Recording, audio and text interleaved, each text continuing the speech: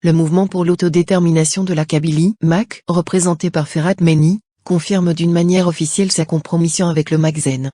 Il vient de signer vendredi dernier à Paris, dans la capitale française, un mémorandum avec une organisation satellite du régime marocain, dénommée Ligue marocaine pour la citoyenneté et les droits de l'homme, représentée par un certain Driss Sedraoui, son président. Selon les auteurs de cet accord, il s'agit de mettre en place une coopération mutuelle portant sur les questions de protection des droits de l'homme.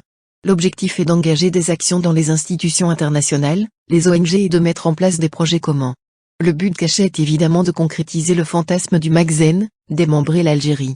Il est clair que cette soi-disant Ligue marocaine a reçu l'aval au lieu de la part de ses véritables décideurs, les services marocains, et leurs complices sionistes, qui n'aura aucune occasion pour porter préjudice à l'État et au peuple algérien.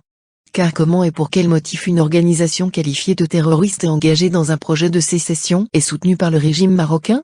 Profitant des tensions actuelles avec l'Algérie, le régime marocain n'a de cesse de soutenir financièrement et politiquement toute organisation terroriste dont le programme est de détruire l'État algérien, d'attenter à sa souveraineté et son indépendance et de provoquer le chaos et le sous-développement. En plus de Tel Aviv, dont la stratégie du chaos sur le monde arabe est mise en place depuis longtemps, c'est encore Rabat qui se met au service, jouant au petit gendarme du lobby sioniste international dans la région nord-africaine et au Sahel. Le Magzen, fidèle à la pure tradition des régimes coloniaux, belliqueux, expansionnistes et agressifs, affiche son soutien au MAK, à travers ses associations satellites, ses partis politiques et ses instances officieux.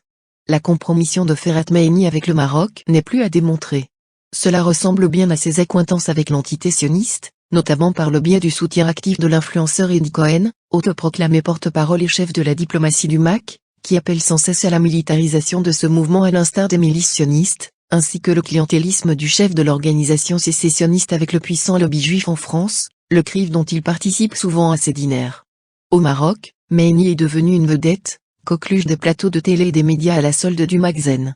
Ses discours sont un vieux breuvage qui fractionne la démocratie et la liberté, n'évoquant jamais les droits légitimes des Palestiniens ou de Sahraouis. Pour un chantre des indépendances, pourquoi n'a-t-il pas réclamé l'indépendance du Rif et des Rifins, pourtant composante amazique tout autant que les Kabyles, lui qui cultive le tout berbérisme comme idéologie négativiste? Le jeu trouble et fatal de Mehni est connu. Celui du Maroc est encore plus complexe et plus dangereux, en pensant gêner l'Algérie dans son soutien au peuple sahraoui dans sa quête à l'autodétermination. Cependant, le palais royal oublie qu'il est plus facile de remuer l'histoire en ouvrant les vieilles plaies et gigantesques cicatrices, telles que la République du Rif, la République de Tafilaleh, la République de Sousse ou encore celle de Galmimoul Ednoun.